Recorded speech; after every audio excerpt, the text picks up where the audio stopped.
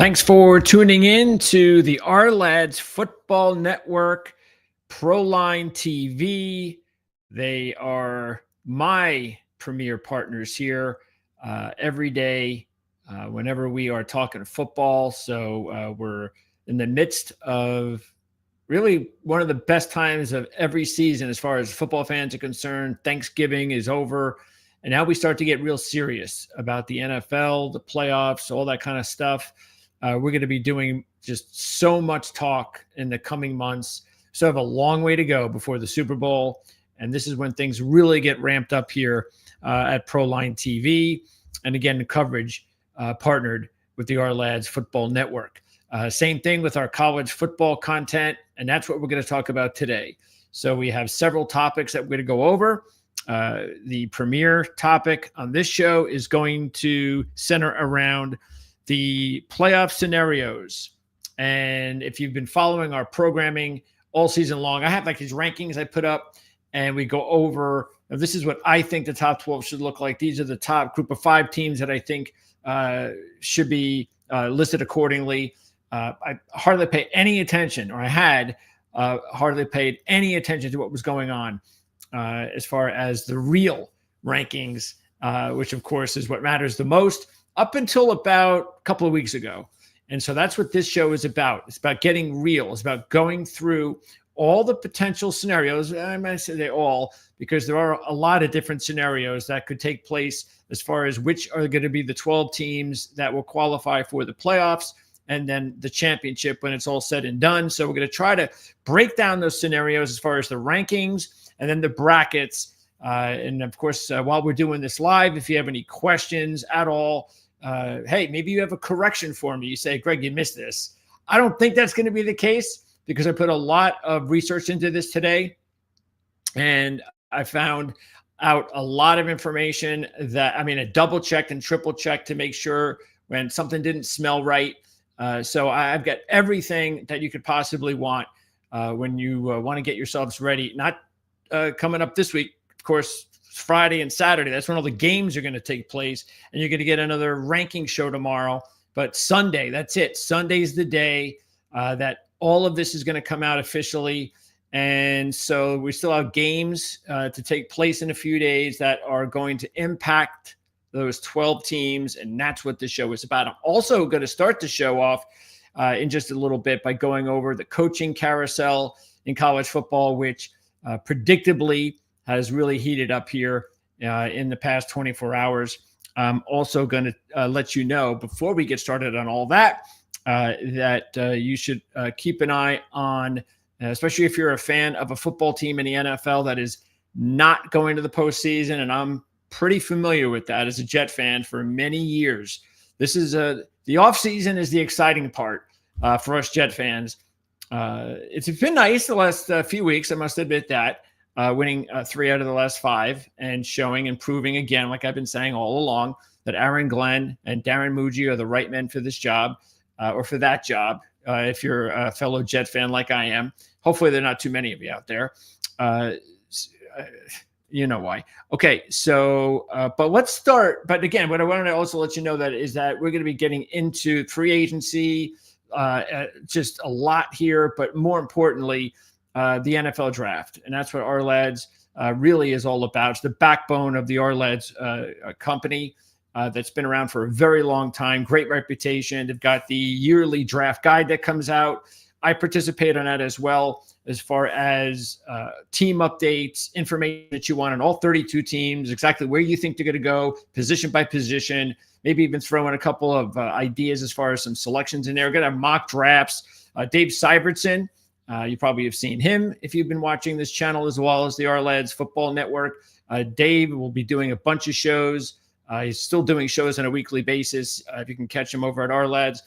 And then, of course, we'll be bringing in some other experts from Our Lads because we got a long way to go, really, before we get to the draft. But we have a whole lot of information that we want to share with you with countless videos. So it's going to be a lot of fun. And if you want to be smart, if you want to know what is really going on and what's really going down as far as scouting for the 2026 NFL draft, look, I am not a professional scout. And I am not a professional handicapper. So I always let everybody, that's something that I always try to throw out there as much as possible for you guys. I understand that we have a lot of handicapping on Proline TV because we have professional handicappers, and we have all sorts of scouting information on our lads because we've got some of the best scouts in the industry. But I'm neither. I'm just basically the executive producer of the Our Lads Football Network, and I'm pretty much, I guess you could say, the executive producer here at Proline TV. But the guys that really know their shit, Jim Feist, Mark Lawrence, Andy Isco, Victor King over at Proline for handicapping, and of course Dave Syvertson and company. Dan Shanka, of course, we know him. He hasn't been around for a while. He is really the cornerstone of our lads for as long as I've known that site. He hasn't been able to be on for a while. We all get that, but hey, as far as I know, he's still around. I mean, he is. I haven't been able to talk to him a whole lot, but I know I speak to his wife, Peggy, quite a bit, and a number of other people over at Our Lads, and the company and the website continue to thrive. And even though a lot of people wonder, hey, isn't this like isn't this going to kind of slow things down here as we get closer to the end of the football season? Well, that couldn't be the furthest from the truth over at Our Lads, because that's when things really start picking up for that website. And I'm looking forward to doing it again for the 2026 NFL draft. So let's get started, shall we? Okay, let's see. Let's go over and start, first of all, about the coaching carousel. All right, here we go. So James Madison. Oh, if you want to find out more about what was talked about as far as the coaching situation in college football, starting with Penn State, we have a video that's up on the channel. Marty Leap, Dylan and Marty, basically, they've been doing this these Penn State shows all season, even though this has not been a good season for Penn State football.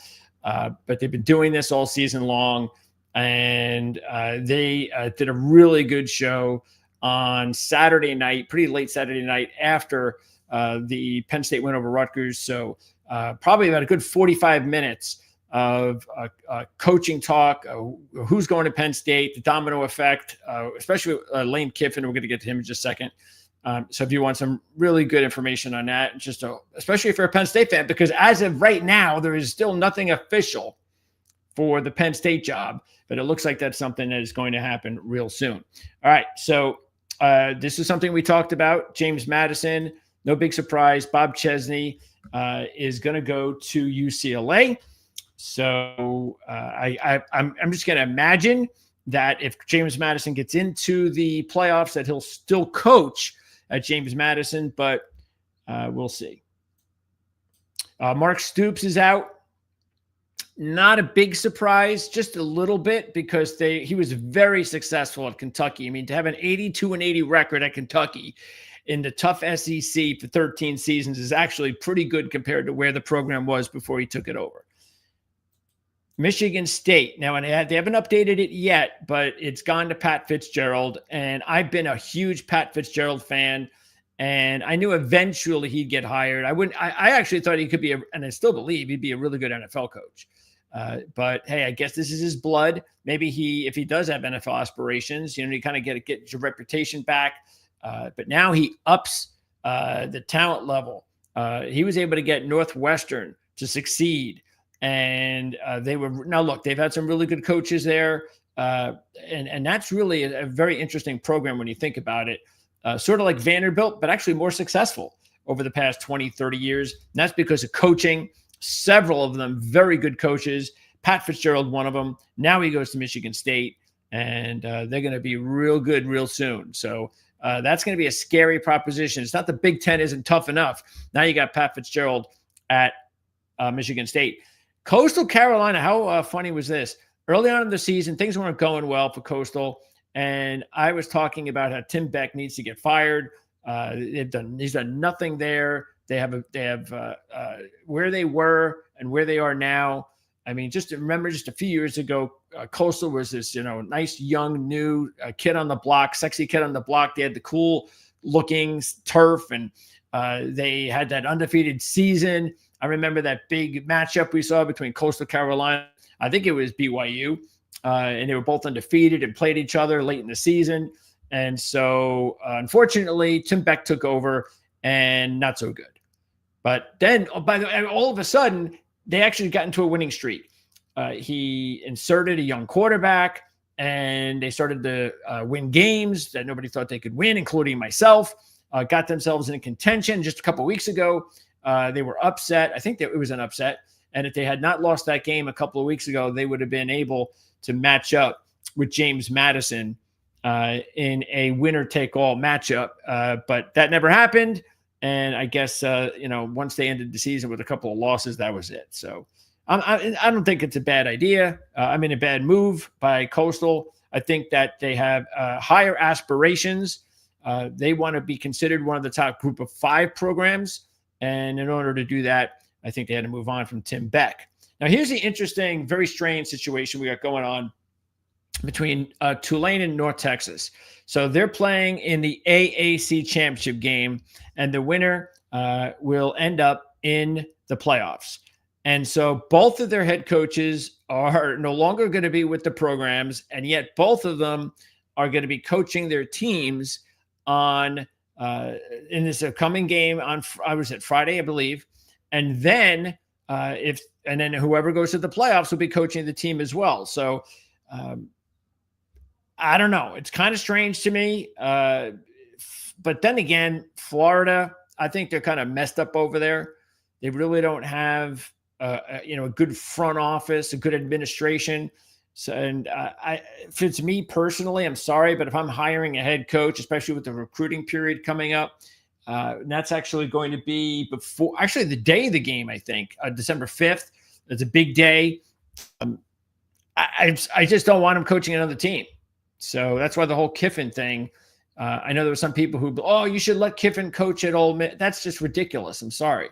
Now, you can look at it from your point of view, from an outsider's point of view, and think that would be nice and he should coach there. But just try to think of it from the point of view of the program that hired you.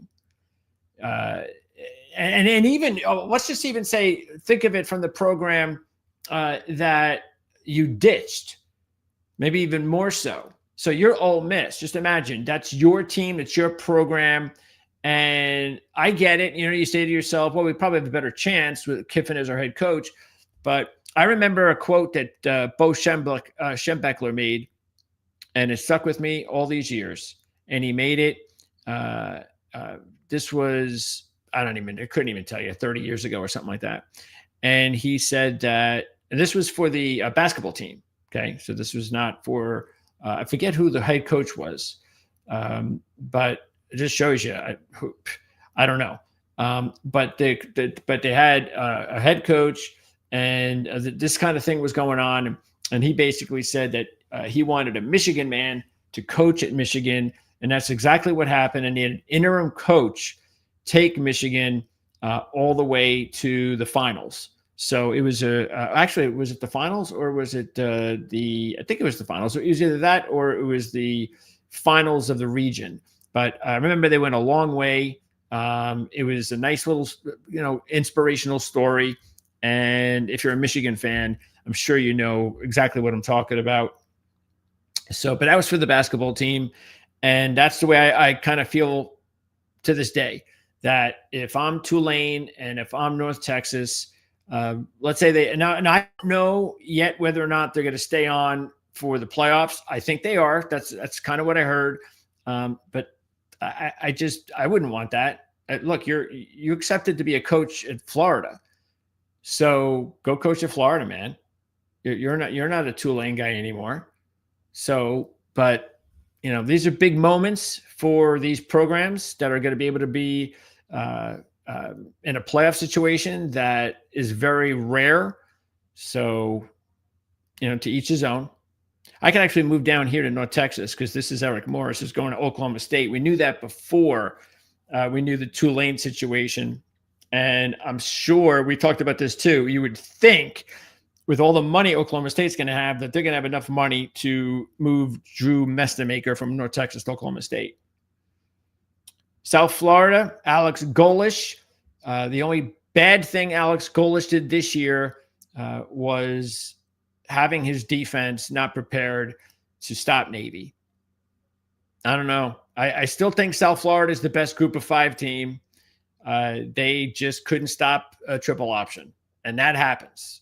You know, the service academies have been doing that to these types of programs for many years, even better teams than South Florida's team this year.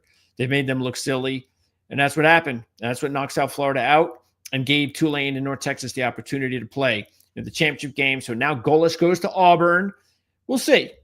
I'm going to have an opportunity to talk to Brian Matthews, who's been covering Auburn football for many years. So we'll find out how it's going down there at Auburn with the hiring of Alex Golish. Speaking of the AAC, Ryan Silverfield is now out.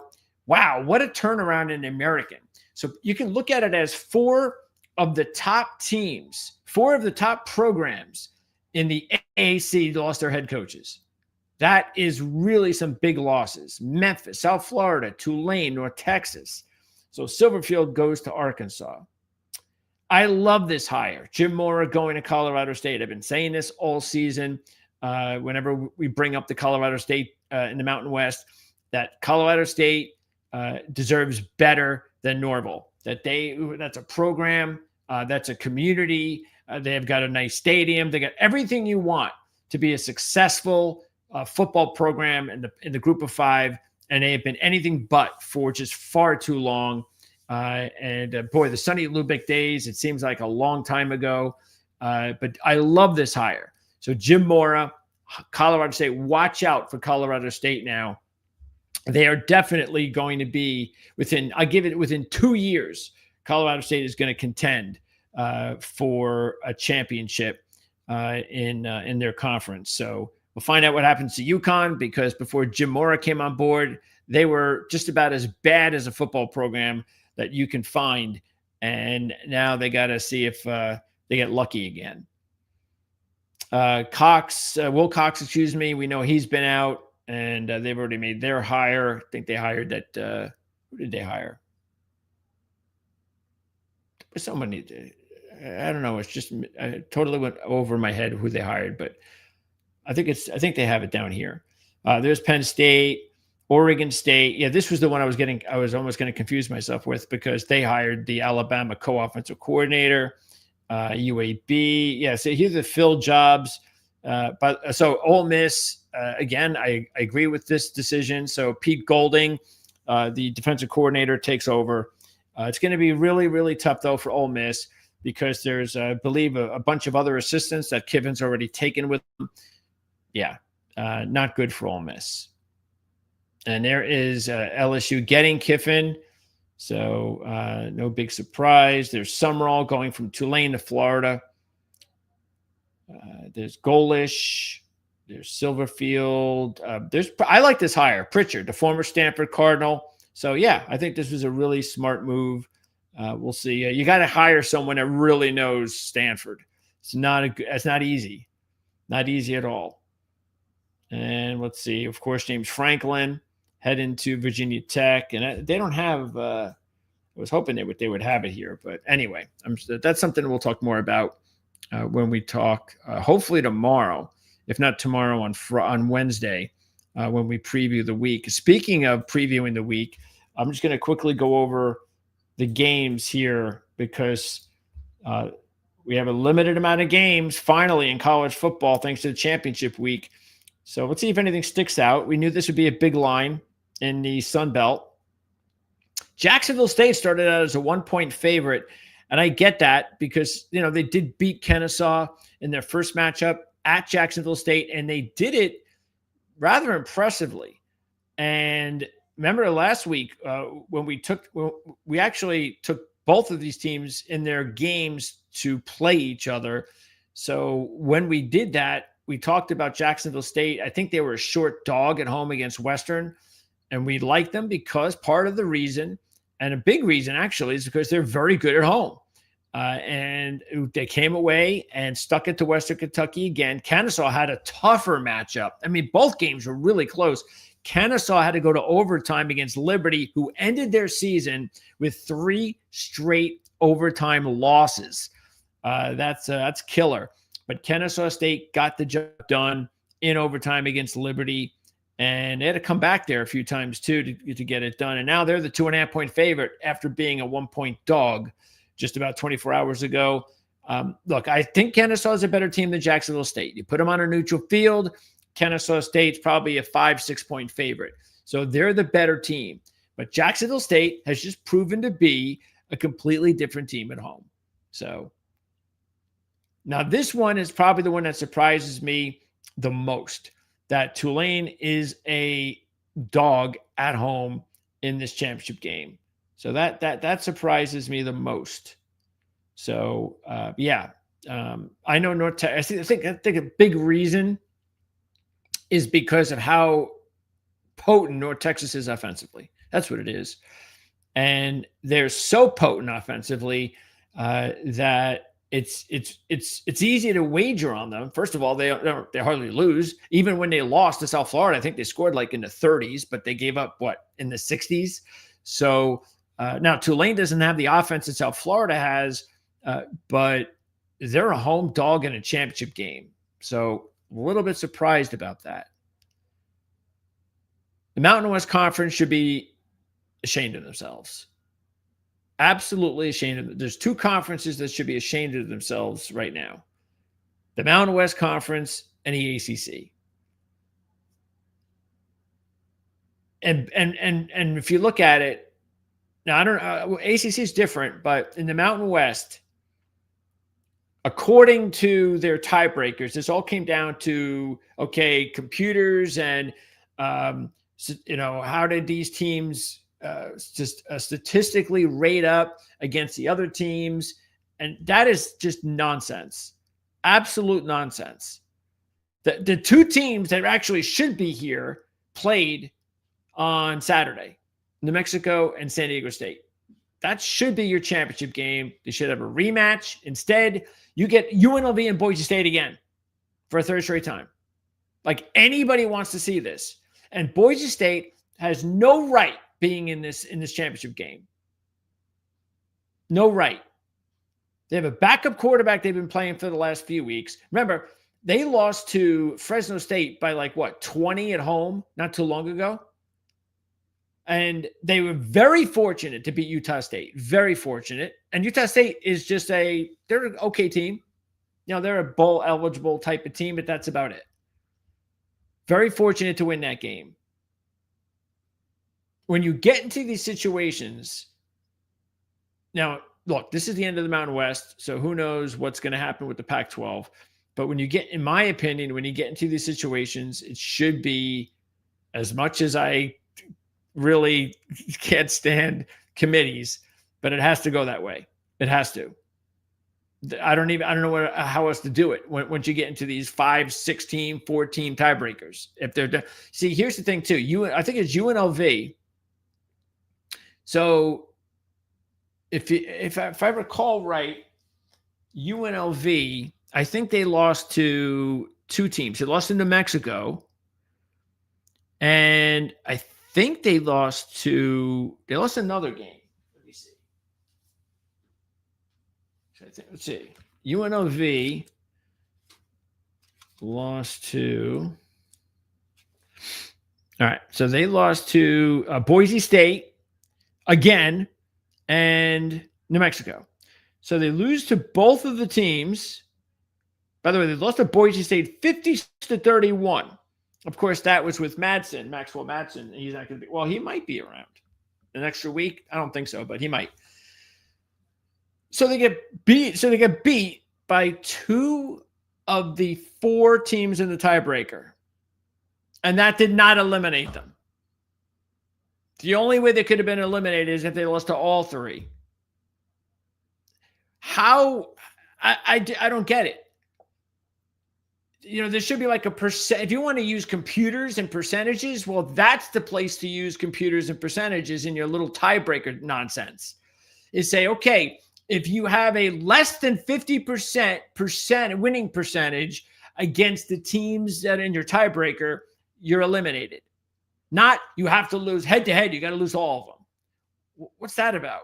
What if it was a 7-team tiebreaker and you lost to 5 of the 7 teams, but you didn't play that 6th team? Oh, that's okay. Let's go to the next tiebreaker. How stupid. So we get Boise State again and UNLV. Again. Nobody wants to see this unless you're from Boise or UNLV. Nobody. And nor do they deserve to be playing in the championship game. Texas Tech is a heavy favorite. Don't forget, this is a neutral site game at AT&T, and I think BYU's in trouble. It looks like a pretty bad matchup for them. And, yeah, I think BYU's in trouble. I think they've gone as far as they can go. And now you've also got the Kalani Sitake rumor at Penn State. We were doing that Penn State show about a month or so ago, and we were going over all of the candidates. And I brought up a big list of candidates to Marty Dillon. And let's talk about 25 coaches, maybe even more. And so I pointed out Sitake, and the talk was kind of, oh, yeah, good coach, but completely not a good fit.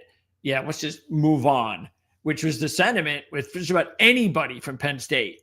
Good coach, winning coach, just no talk. No, it just doesn't make any sense to Penn State. Just move on. And now look. Western Michigan, I thought this line made a lot of sense. I'd be very disappointed if they weren't able to beat Miami of Ohio, because sort of like Boise State, this is not a good Miami of Ohio team compared to last year's team. And, I don't even, tell you the truth, think they deserve to be here. I think Toledo, the way they're playing especially, they should have been here. Should have been Toledo or Western Michigan. This is a line, too, that I was a little bit surprised about. Because how many times does Alabama have to beat Georgia in the last few years to be favored when they match up? So, hey, you want to favor Georgia again? Go ahead. I'll take the 3. This line has gone down just a little bit. The way Ohio State played on Saturday and the way that they played all season, how you don't look at them now and say, from what we've seen, again, they haven't played the schedule compared to the SEC team, so there's still that. But how they played compared to every other team we've seen in the country, they have to be, which they are, the clear favorite to win the championship right now. So 4.5, clear favorite in my mind, and I'm sure in some other people's minds, to win the national championship. You only have to give 4 in this spot. I'm all over Ohio State. And here's another line that I'm very surprised about, but very happy about, is Virginia and Duke. What are they doing making Virginia only a 3-point favorite? They just played a few weeks ago at Duke, and Virginia coasted. No problem. Easy win. And they're now, I know it's neutral, but still, it's not at Duke now. It doesn't matter. It's at Charlotte. That's not going to attract more Duke fans than Virginia fans. I'm all over this one. Love Virginia in this one. And that's it. All right. So we'll go over this more in the next day or two. And one more before we get into the brackets and the rankings. This is the R-Lads Top 32 2.0 that came out about a week or so ago. And I believe this was Dave Syvertson's. I believe it was. It might not have been. So it could have been Cooper's, Coach Coop, who I forgot to add into the awesome. Matter of fact, he's like the senior scout at R-Lads. So Dave Syvertson has to look up to him. All right. So here is, you've got all these rankings, for the draft all over the web, but this is the one you need to pay attention to, R-Lads. So Reuben Bain Jr., He is without question the top defender in the draft. Jeremiah Love being a running back, even though he's a running back, and even though Caleb Downs, with Caleb Downs as safety and Jeremiah Love a running back, they are not going to get drafted 2 and 3 because running back and safety get ignored probably more than any other position with the NFL draft lately. So I think Love will still be a top 10 pick. If you're a special running back, you will be in the top 10. So he'll be a top 10 pick. I don't know about Downs. Honestly, I don't. Starks, I still think Downs is better than Malachi Starks, but not by much. And Starks, wow, I cannot believe the Baltimore Ravens were able to get Starks at the end of the first round. It's so typical. But where does that put Downs? There's the first quarterback, Mendoza. There's the top receiver, Tyson. Now, he did have some injuries late in the season. We'll see how that affects him. But, Tyson's definitely, if you look at him compared to Ted McMillan, very, very, now I don't know, I want to say very similar players, but it sure seemed like to me from the non-scouting professional eye, very similar type players. So I could see them going drafted definitely in the top 7, like Tet, and he'll have the same type of first season as Tet, and I'm expecting both of them to have big careers.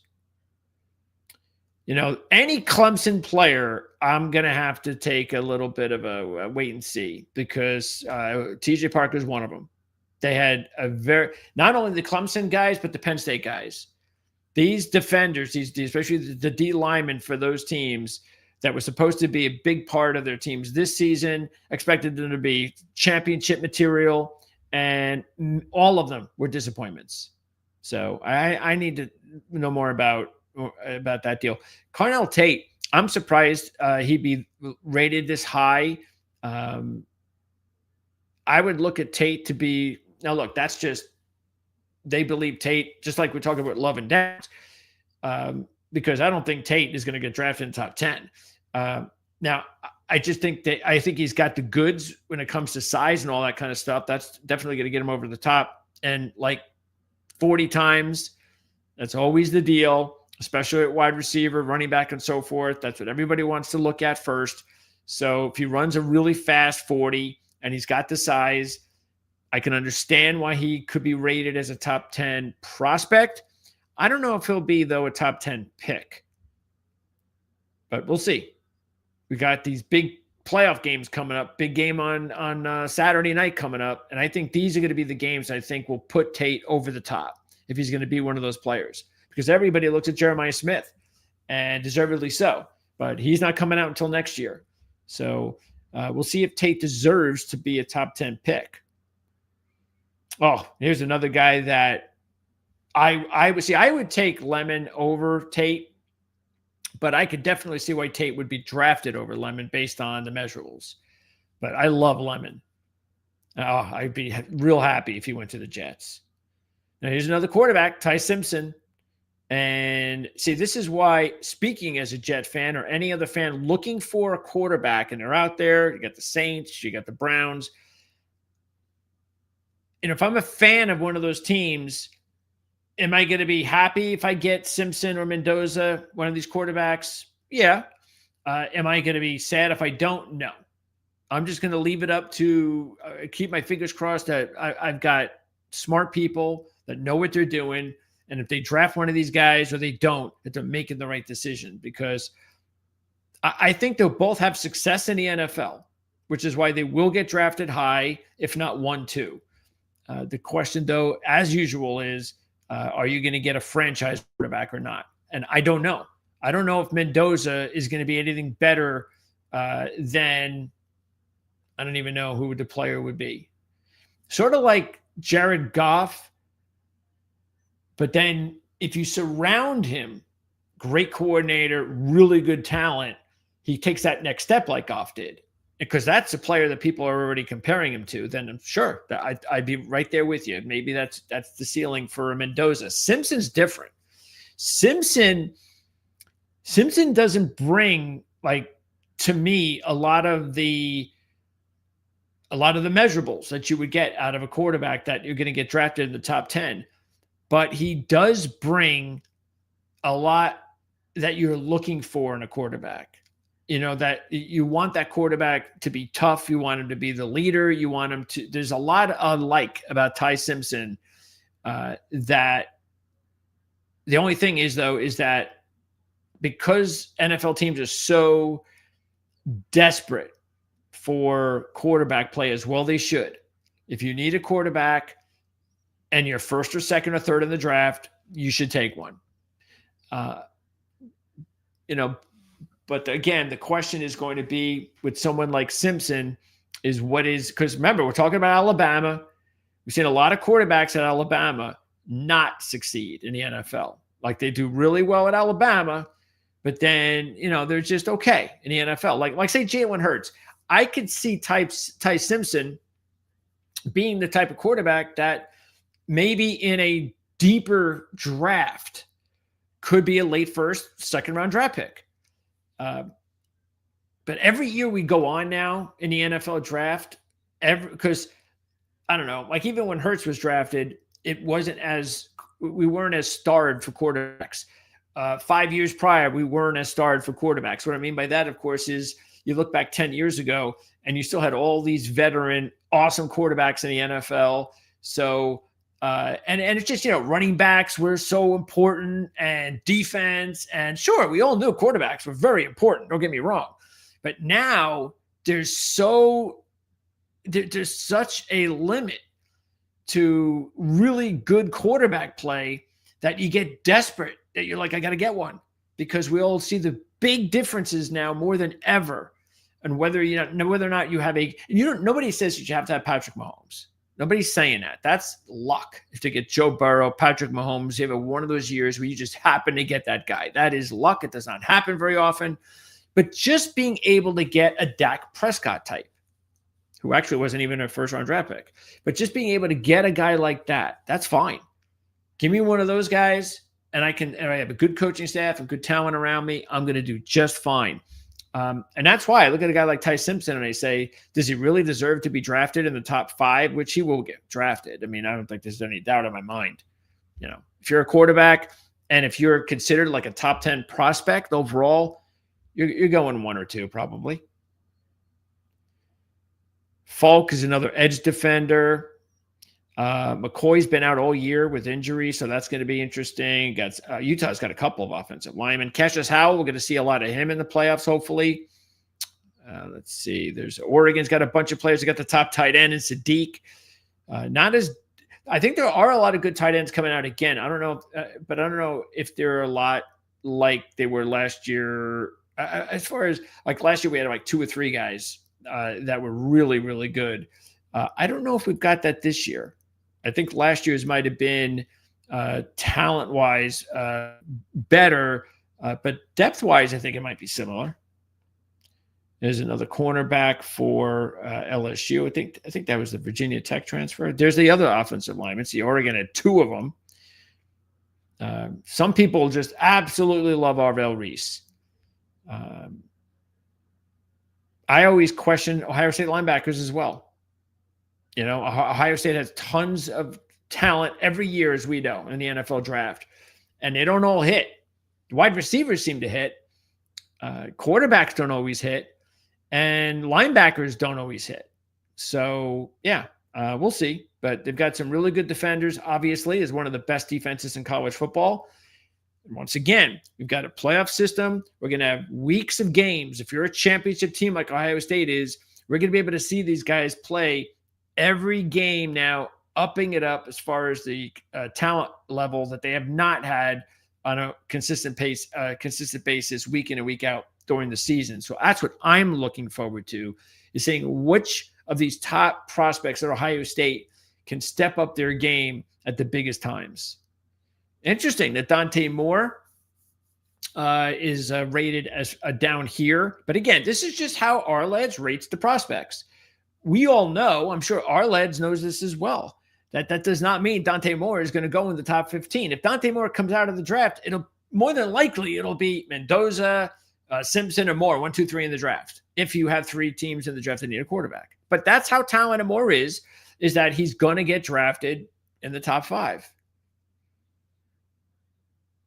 There you've got another good edge player for Oregon. Lots of Oregon players. Another Tennessee wide receiver. That's surprising. There's a Penn State defender. Not one of the ones I was talking about. Texas Tech David Bailey. We'll see him play. Oh, they got to beat BYU first. And here we go. Another Clemson player. I'm a big Chris Bell fan. Absolutely love that kid. Let's see. Alabama offensive tackles. You got to watch out for those guys. There's the second bookend for Utah. Oregon got the benefit of the safety from Purdue who transferred over. Slaughter. Wow, what a big jump he made. I remember looking at him as a real good prospect last year. If he came out, he didn't come out. And at the time, I remember people thinking that he wasn't going to be not 30, that's for sure, which is why he came back in the draft. I think if he would have been in the draft last year, I'm not even sure he was a 3rd or 4th round draft pick, to tell you the truth, or at least that's what it was talked about last year. So he's obviously had even a better year this year. C.J. Allen is another player that's rising, and he'll have his opportunity to shine, as will Height from Texas Tech. Okay, so there you go. That's what it looks like as far as everything else that we said that we would talk about before. We talked about the playoff rankings and the brackets. So where are we going to start? Let's start here. Okay. So what we're going to do is we're going to go over the scenarios and let you know, because there's probably about 15, 12, now I don't know if that much, maybe 10 to 15 different scenarios, depending on who wins, who loses. So I'm just going over the big ones.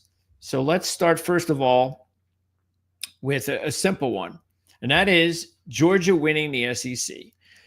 Now, what we're doing here, too, is we're going to break this down based on not what I think, but what should happen. Favorites winning the games, okay, that sort of thing. And if that happens, so let's, for instance, start off here. I believe that whoever loses the Big Ten championship game will not drop very far. So I have the Big Ten loser, albeit Indiana, Ohio State, at 3. And it's pretty easy to deduce this in my mind, and that is, with both teams undefeated, whoever loses, their only loss will be against a top team, a top 1, 2, 3 team, and they just can't drop. So there you go. That's why I think it's pretty easy for me to think that's how it's going to go. So, and if Georgia wins, then you obviously have to move Georgia up a little bit, a couple spots, and put them at 2 if they win the SEC championship game. Let's see. Let me see if I could pop up. Let me see. Let me take, do it here easily. Let me see if I could, last week's ranking, so I can just show you a little bit of a little bit of what we're talking about. All right. So this is Ohio. So you got Ohio State, Indiana, Texas A&M, Georgia. Okay. So again, you can't drop either one of these teams very far undefeated. So if they lose to a number 1 team or a number 2 team, where are you going to go? Number 3. That's where I have them.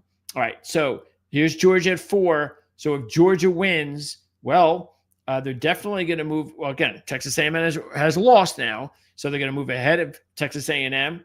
They might have already been ranked ahead of Texas A&M going into the game. They probably will be. And then Georgia will slip into this role here. No way do I see the loser. I shouldn't say no way, but I just can't see. I think Ohio State has the better chance that if they were to lose to Indiana, last-second field goal, whatever the case, a very close game, it's possible Ohio State can end up number 2. But I'm going to say, because it's the SEC, because both teams will have a loss, that they'll move Georgia up to 2. And then just move down even if it's Indiana, just move them down 1 spot to 3. All right, so that's how that looks there. And you can see how it looks here. Now let's take a look at what I have. So Texas A&M, they're not going to drop that far at all. They lost one game, and they lost to Texas. So it's not a bad loss. So I don't see any reason to drop them further down. Texas Tech, meanwhile, same thing. Again, we're basing this on Texas Tech winning. They're heavy favorite. So let's say they win. Well, they're not dropping, but they can't really move up. They're not going to move ahead of any of these teams because, again, where you see where they are right now, okay, they're 5, and I still keep them behind all 4 of these teams, okay, because, yeah, I think that's pretty easy to conclude. All right. So then, same thing. Oregon, they're not playing, so they just move up a little bit. Same thing with Ole Miss, Oklahoma, Notre Dame. All right. So now you've got the situation here, and this is the deal for Miami fans. So it's pretty simple. I don't know what everybody. Again, I have no idea what the analysts are saying. That's the one thing I did not do research-wise. I don't want to know what anybody thinks. This is just my research today, all the research I did. And this is what I believe. And that is that I didn't say all, but Miami has one shot at this. One. They need Alabama to lose. That's it. It's very simple. Alabama loses, Miami in. Okay? And then you've got Virginia and the AAC winner. So again, if Virginia's the favorite, they win that. Texas Tech is the favorite, they win that. A lot of these teams aren't playing, and there you go. Pretty simple. The American team is definitely going to be the group of 5 team there, and I think that's like the easiest scenario based on no big upsets from the top teams. Okay. Now let's take a look at the bracket. Under that scenario number 1, this is what the bracket would look like. Okay, so you would have Ohio State 1, and Ohio State would be taking on the winner of Oklahoma and Notre Dame. And, this is one of those situations kind of similar like last year at Oregon, and they had to play Ohio State.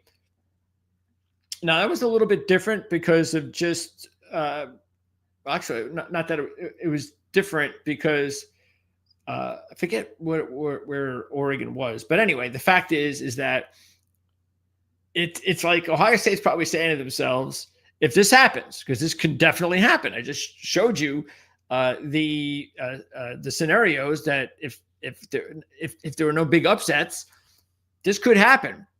You could have Ohio State playing Notre Dame with their first playoff game. Probably going, really? Notre Dame? But the good thing about this year is that even if you're a really good team like Ohio State, Indiana, that kind of stuff, nobody is really going to be that shocked by any. There might be a surprise, like let's say if Virginia were to beat Oregon, that would be considered a surprise just looking at this. Or obviously, if you've got an American team beating Texas Tech, that would be a surprise. That would be the biggest one here. So, and while that would be a surprise, still, I just don't look at that as I am absolutely shocked that happened. But yeah, those would be it. That's it. You have a couple of surprises, and that would be it for the entire tournament. Any other team beats any other team. It's like, okay, it's an upset, but are you really surprised? I don't think so. Georgia, number 2, would play the winner of Ole Miss and Miami. I don't think anybody wants to see a Georgia-Ole Miss rematch. Indiana would play the winner of Oregon and Virginia. And Texas A&M would play the winner of Texas Tech and the American winner. And I think a Texas A&M Texas Tech matchup would be pretty sweet. Let's now move on to playoff scenario number 2. And this is with Alabama beating Georgia, which I believe will happen, and Duke beating Virginia, which I do not believe will happen. But let's just say this is the big story on the weekend is Alabama, a little bit of an upset win, and Duke with a little bit of an upset win. And if everything else stays the way it is, this is how it would look. See, right there. There I've got a Big Ten loser. In this scenario, And that is because if Georgia is out, okay, you move them out, you move them down for losing, and then it becomes Texas A&M or Texas Tech. So do you put Texas A&M or Texas Tech ahead of Indiana or Ohio State? And the reason why I'm going to say they're not going to do that is because of who they lost to. Texas Tech lost to Arizona State. Texas A&M lost to Texas, good team. But Indiana, Ohio State would have lost to a 1 or 2, whatever. And so I think that would be a good scenario right there of where you could have the 2 Big Ten teams, 1 and 2. And the other reason too, I don't think they put Texas A&M ahead of the Big Ten loser is because they did not go to the SEC championship game. And then I've got Oregon. They just move up a little. And Alabama, I'm going to put Alabama. Look, I don't think this is too big of a surprise that Alabama would be here and that Georgia would have to move all the way down to 7. You're going to keep Georgia ahead of Ole Miss. And yeah, I'm going to have Alabama over Ole Miss. That's the only thing they have to look at is that, do you think that would happen? Only because I talked about this a week or two ago about how unusual it is for the committee to put a team with a better winning percentage below another team and that does not have a better win percentage. And the reason I'm going to go for it here is because of Alabama. They're all in the same conference, but Alabama won the SEC championship game. So I think it'll be hard for the committee to put Ole Miss ahead of the SEC champion, even though they have one more loss. Now, maybe they will. So you got to keep that in mind. Okay. So when we're looking at the bracket, if you think that an Alabama win would put Ole Miss at 6, and just keep that in mind, I don't think they'll do that. And look, I even have Georgia still ahead for obvious reasons. Even though they'll have one more loss of the same thing with Alabama, they beat Ole Miss. And I think that, and they were in the championship game. So I think that'll be enough to keep them both over Ole Miss. And I think another reason too is, and they'll never admit this, but if Ole Miss was a bubble team, like a real bubble team, like let's say they lost to Mississippi State, and all of a sudden they're a bubble team. I'm telling you right now, they're not in the playoffs. The committee is definitely going to penalize Ole Miss for not having Lane Kiffin around.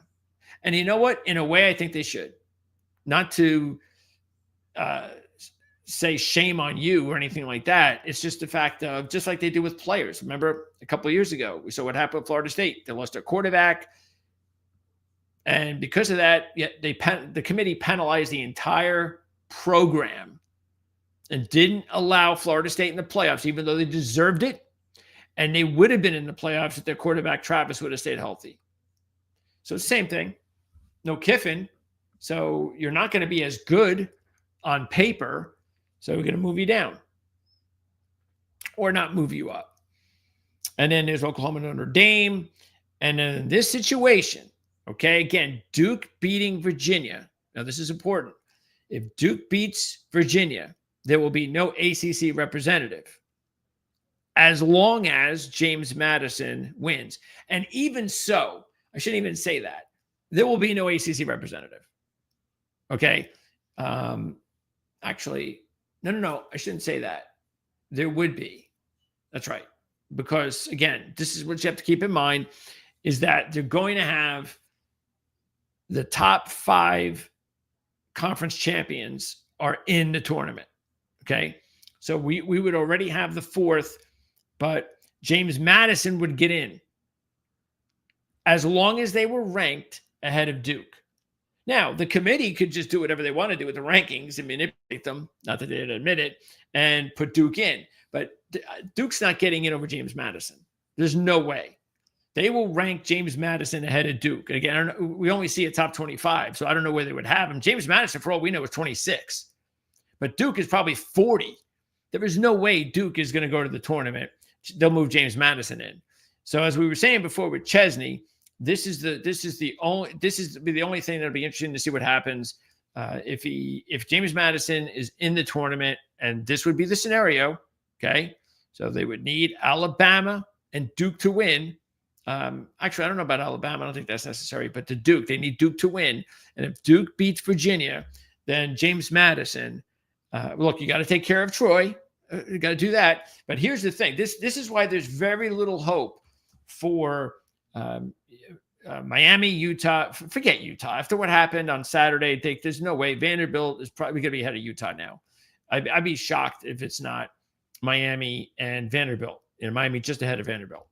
And so that would be the only situation there, is that it would be if Miami is still ahead of Vanderbilt, which I think they will be, then if there was an opening and not again, we're talking about if James Madison lost to Troy, then Duke still does not get in, it would then be Miami. So this is the other way Miami can get in. But I said, look, it's Alabama because Miami's would need Troy to win.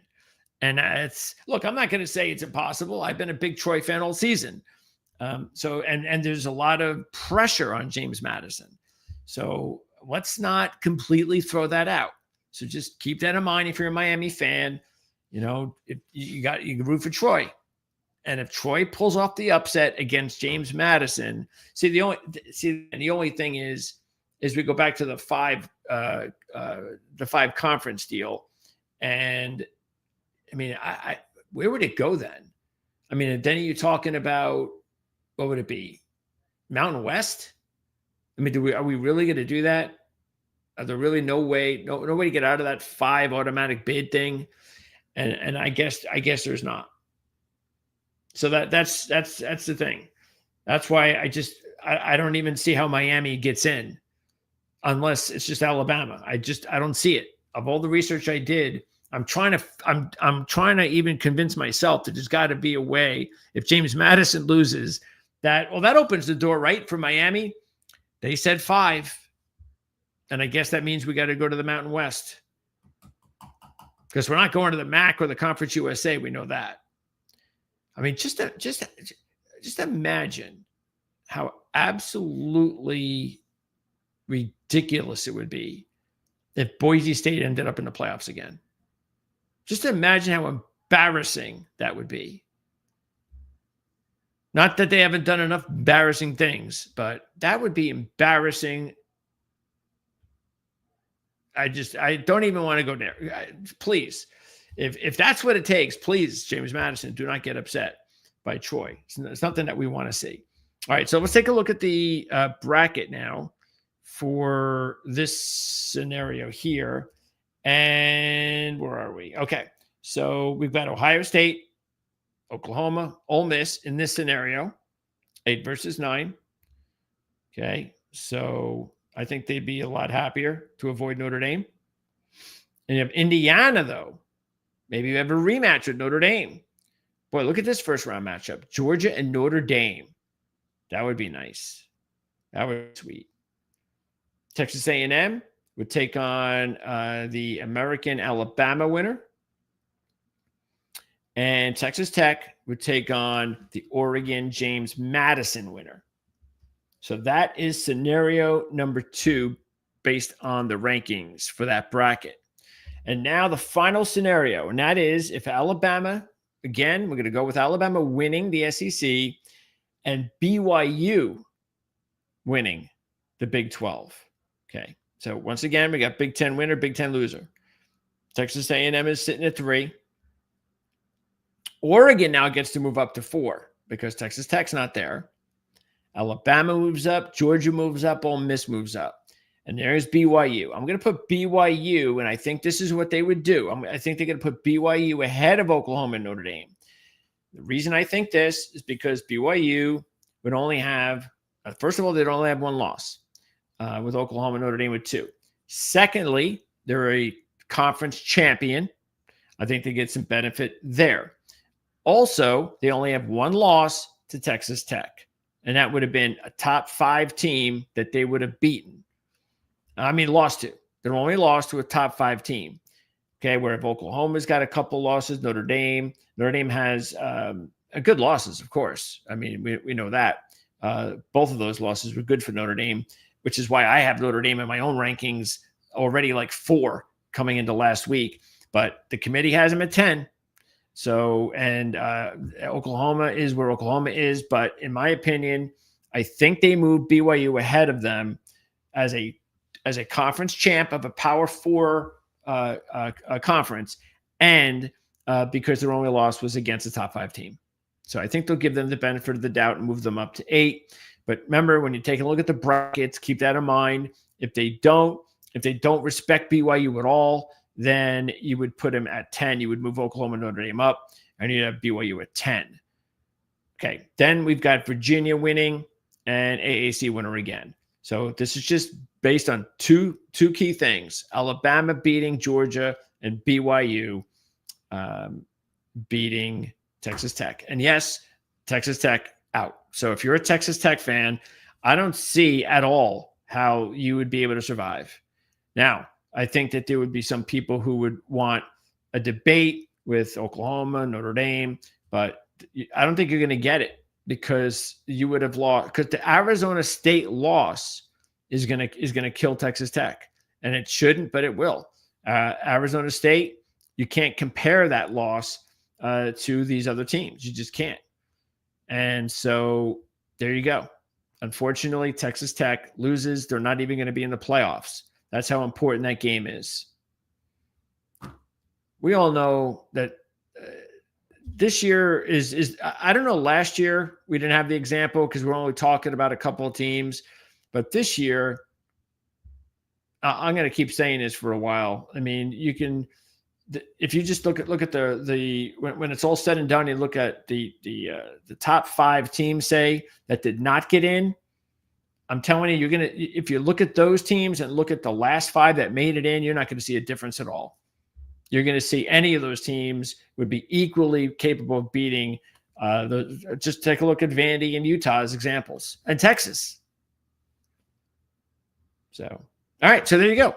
So that would be the scenarios. Those would be the bracket. Oh, let me put the brackets up. Okay. So in scenario number 3, you have Ohio State against BYU Oklahoma. Now, this looks a lot better for Ohio State. Now, this is what Ohio State's rooting for. And again, remember, I have been putting Ohio State ahead of Indiana in all these, but that's just based on them being the favorite. So let's say it's Ohio State wins the Big Ten, and out of all these scenarios, this is the one you can betcha that they are zeroed in on. Is, come on, more importantly, again, I'm not sure the Alabama Georgia thing matters here, based on where they are at 8-9, but and look, maybe BYU is 10 and not 8. And in that scenario, maybe Notre Dame is the one that's up there, and then Ohio State's in trouble. But this would be the best case scenario if you're an Ohio State fan, is rooting for a BYU upset, and maybe Ohio State could play potentially Oklahoma or BYU in their first round matchup. And then there's Indiana, once again, potential Notre Dame matchup. And Oregon could get Alabama if Alabama wins in this scenario, if they hold serve. All right. So the rankings, the updated rankings, will come out tomorrow. Here's last week's one more time. And don't forget, even though BYU is 11 here, that is a very precarious situation, because if Virginia wins, they'll get the 11 spot, and the 12th spot will go to the group of 5. I was trying to figure out a way for my Commodores. They have been my team all season, as you know. And I even put a couple of bucks on them today, because they were, what were they? 100 to 1? Wait, were they 100 to 1? No, they were 1,000 to 1 to win the championship. So I put 10 bucks on it. And I know I'm wasting the money, but I just figured, well, you never know. I mean, because I will say this: I don't think there's any doubt they're going to leap Utah, which only puts them one spot behind Miami now, a team who has a couple of opportunities to get in. The problem with Vanderbilt is just, if you compare the work this season, Miami still has that Notre Dame win. And that is just, that really sticks out. Vanderbilt does not have a big enough resume. They did not have the luxury this season of playing and having enough wins against really big teams. And so that cost them. But if you look at aesthetically, the way Vanderbilt was able to beat Tennessee on Saturday, they are going to give the committee more thought into Vanderbilt. That's just what they're going to do. I don't think it's going to help, but they did all they could. And I know there's talk about Notre Dame, and then there's the Notre Dame Miami thing. Here's a very important point to bring out with Notre Dame, because there are some people who are still saying things like, well, Notre Dame could still be on the bubble. Notre Dame is on no bubble. All right. They're as locked into the playoffs as any team can be locked. It would be a major, major shock if they did not get in, which is not going to happen. And if all you have to do is look at the 2 losses. Okay. They had the 1 loss on the road in a 3-point game to a quality football team. And the loss they had to Texas A&M, don't forget, just 4 days ago, Texas A&M was undefeated in the SEC. They were basically rated at that point the best team in the SEC coming into this weekend until they lost. And that's the other loss for Notre Dame. And remember how they lost the game. They lost the game on a 4th down last play. It was the last play of the game for Texas A&M. They lost. So while that was at home, they lost to maybe the best team in the SEC at home on the last play of the game. And their other loss was week 1 in the beginning of the season on the road against a quality team. And that's why when you have these situations, well, that's even with Vanderbilt. See, if I'm a Vanderbilt guy, I'm saying, well, why are we being penalized, like considered behind Alabama? We got the same losses and so forth, and because you lost to them. Yeah, but it was at Alabama. We didn't lose to them at home. What would have happened if what if we had a chance to beat them at home? How do you know we wouldn't have won that game? Considering they beat everybody at home this season, so that's the thing. That's like the Notre Dame Miami deal. Not only was it the first game of the season, it was at Miami. So those are the things. Look, I really believe head-to-head matters. I really do. But there has to be some context to it. See, in the NFL, it's much more black and white because NFL was just much different. And I'm not really going to get too picky if you say, okay, you have a tiebreaker there, and so-and-so played so-and-so, like Team A beat Team B, and they beat him at home. It's the NFL. You're pros. It's not going to matter as much. But in college, it matters. Home, away, that definitely matters a lot more in college. In my mind, that's just the way that I believe. And there is probably no bigger advantage in all of sports than a college basketball situation when you either are going to be home or away. So if you're talking about a tiebreaker situation, not that there are any in college basketball, but if you did, man, that would be like tremendously. You could never convince me that there'd be like some sort of tiebreaker situation. We go, oh yeah, we beat you. Well, where was the game? Oh, it was at that arena where we beat you. Yeah, okay. Next. College basketball, definitely a different animal than college football, but it still matters. And look, if I was a Miami fan, I wouldn't be happy. I'm not trying to sit here and tell you that I would or that I'd be fair about it. I can definitely see their point of view. But the other thing is, if you're just looking at both teams, because Notre Dame did not have any sort of like major wins this year. So if you look at both teams, Notre Dame and Miami, just say to yourself, which team do you think is better? Which team do you think has a better chance of winning the national championship? And I would guess that a very high percentage of you would side with Notre Dame. And that's the other thing. That's why I have Notre Dame. I've had them up at 4 or 3, wherever I had them going into this week, because that's how I do my rankings, which is why I put money on Notre Dame to win the national championship about a month ago. And I might even double down on them because I think they're 12-1. I was looking at some of the odds. Let's see. Who do we have that?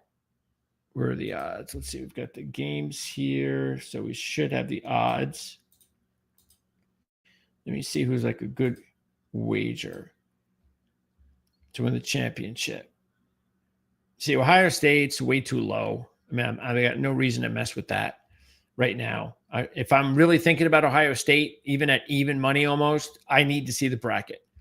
Because if they are matched up with the potential Notre Dame situation, hell no. I might touch in Ohio State at that number. I would not touch Indiana at all. I've already said what I had to say about Indiana. No way that they win a national championship.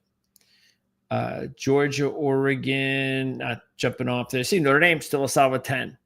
So I still think Notre Dame's a good play. I would not look if you like Texas Tech and you're thinking about putting some money on them, just wait until next week. I can't see this number dropping considerably. I can see it dropping a point or two, maybe. I would think you should be willing to wait and risk the point or two because you just never know. All right. So I would be patient with that. I think Texas A&M is a good play at 12-1. And they were just undefeated. Look at Ole Miss. Say, what did I just say about Kiffin?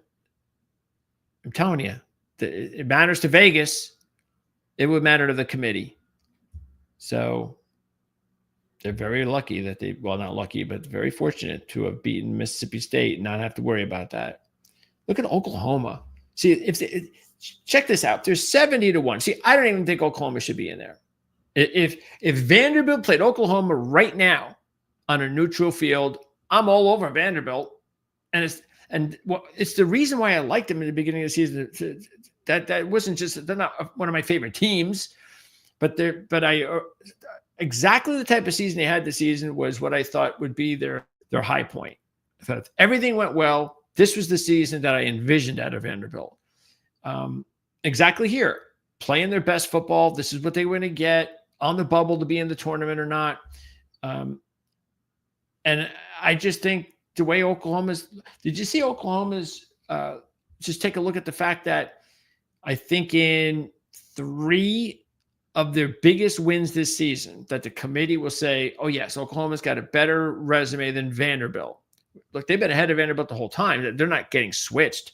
I'm not trying to say that, but Oklahoma, yes, did they, were they yardage wise, did they pound LSU? Yes, but they also needed a late touchdown to beat LSU. Okay. LSU, they fired their coach for a reason. And Oklahoma had to come back to beat that team. And then I think it's their 3 biggest wins of the season, they were outgained. Not a little bit, but by a lot. I think it was, let's see, where did we have it? Here they are. All right.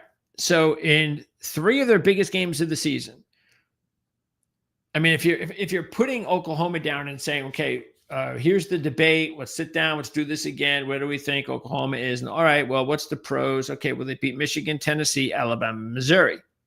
Okay, those are their good wins. And they lost to Texas and Ole Miss. Okay, well, what's the bad stuff? Here's the bad stuff. They lost to Ole Miss at home. That's a home game. You lost to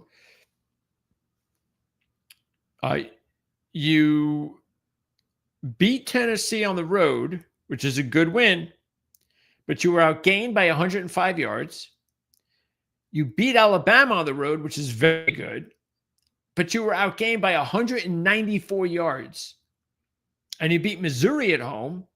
You were outgained by 25 yards, and that was Bo Prabula's return. And he did not look very good. 1, he was just getting back from the injury, and 2, Oklahoma's got a really good defense. And that would be the one team, honestly, that I think if anybody was going to pick a team and say, yeah, but I don't think they deserve to be there, it's Oklahoma. And I would say Miami definitely deserves to be over Oklahoma. But I don't think that's going to happen. And there's Miami. First of all, you'd be betting on them making the tournament. Second of all, do you really think they could win a national championship? Can you count on them week in, week out over the next month to win all those games? And I don't know. But it is 150-1. So if you want to put a couple of bucks on them, it may not be a bet. I might even do that. Virginia, no chance. BYU, no chance. North Texas, no chance. And see, this is stupid. This will never happen. Vanderbilt will be ranked ahead of Texas tomorrow. Not only do they have one less loss, but what did I just say? They were on the road. Now, there are some people who would say, yeah, but hey, Texas just beat undefeated Texas A&M. Yeah, well, Vanderbilt just beat up Vanderbilt on the road. So Texas would have a huge leap by just beating Texas A&M. That's it. And I don't see it. I just don't. So I'm going to be surprised if Texas is ranked ahead of Vanderbilt tomorrow. I don't see how you do that. When Vanderbilt was a couple of, what was it? How many spots were they ahead of Texas? 2 spots ahead. So you're going to jump 1, 2, 3 spots ahead of them, or 3 spots ahead of a team that had their best win of the season, blowing out a good team.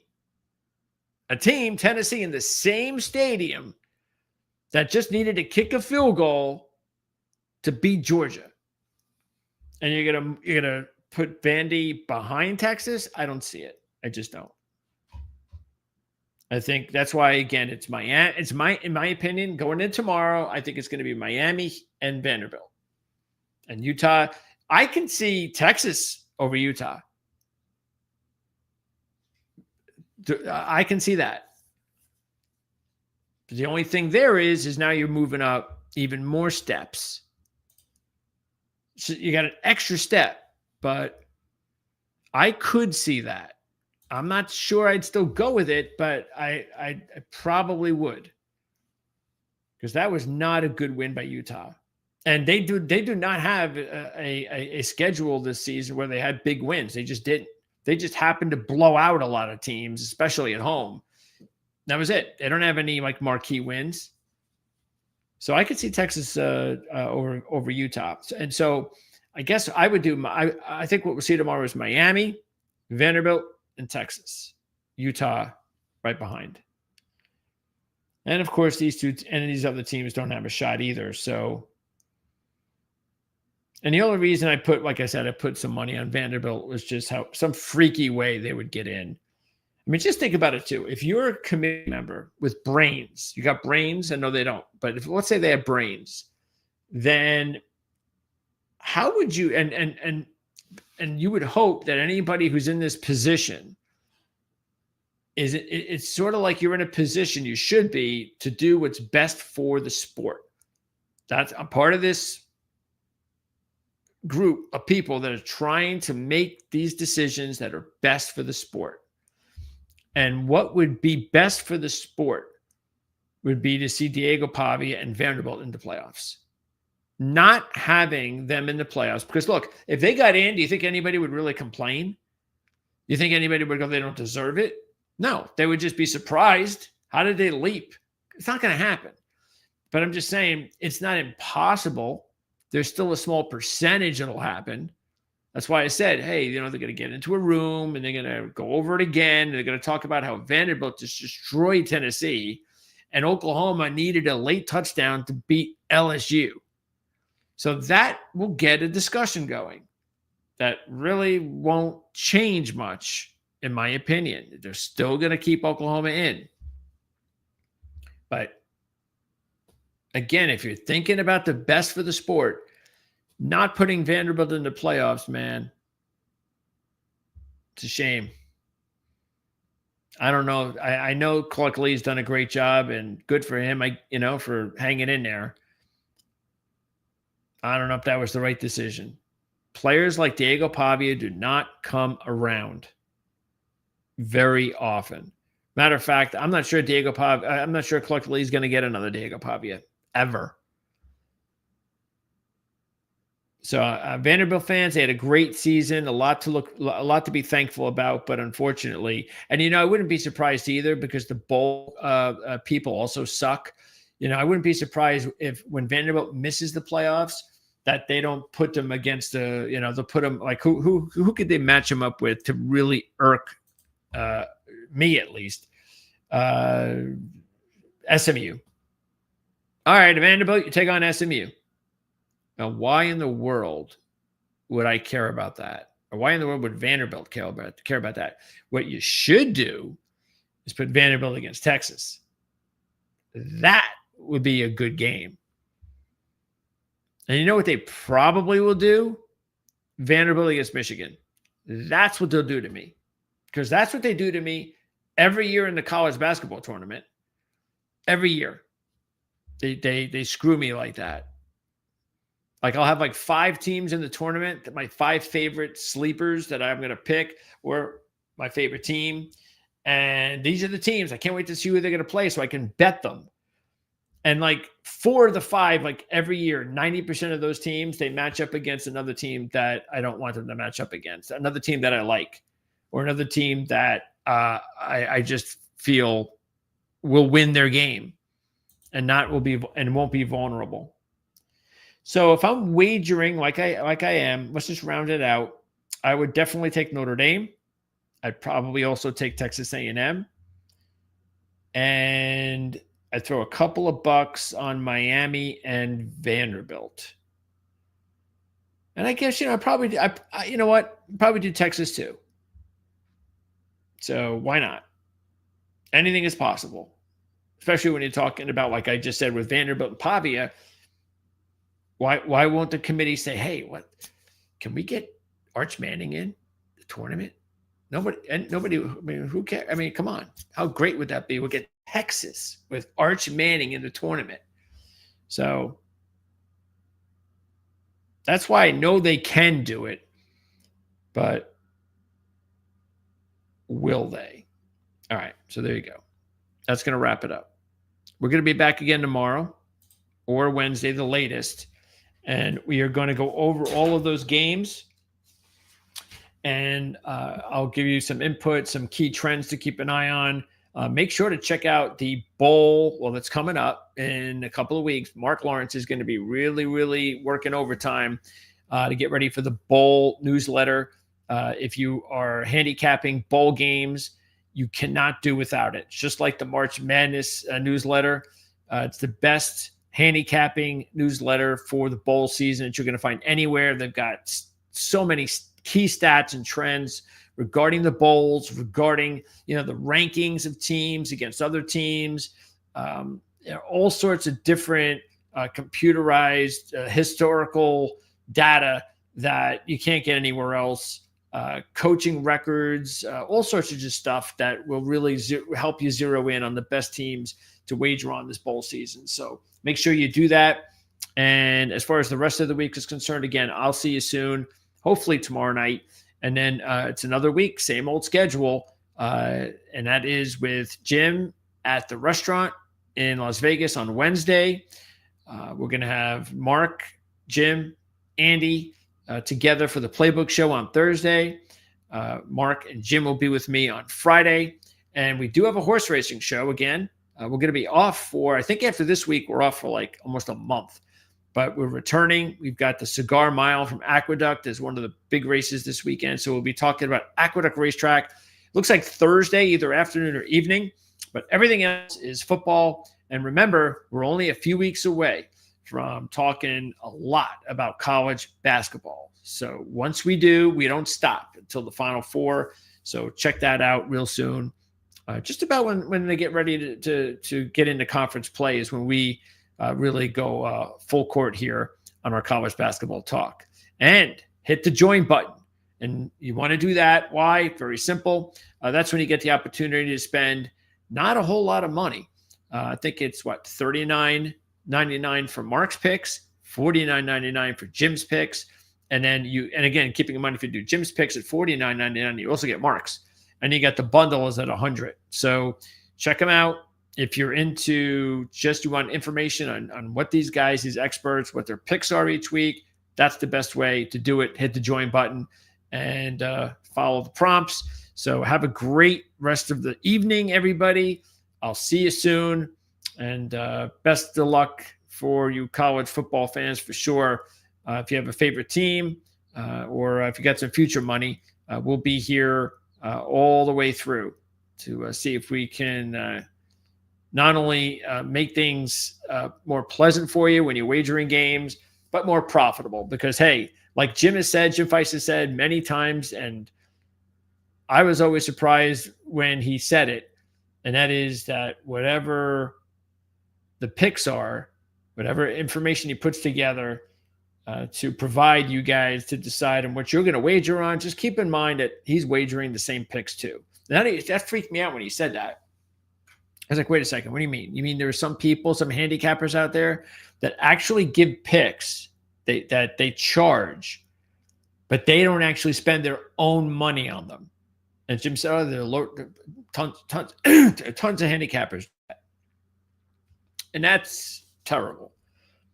And that just shows you, like any line of business, there's some good people and bad people. And those are bad people.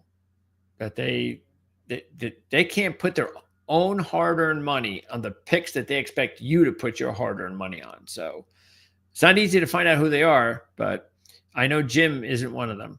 So, and I know Mark isn't one of them either. So we'll see you again here real soon, Proline TV, and hope you enjoyed the show. We'll see you next time.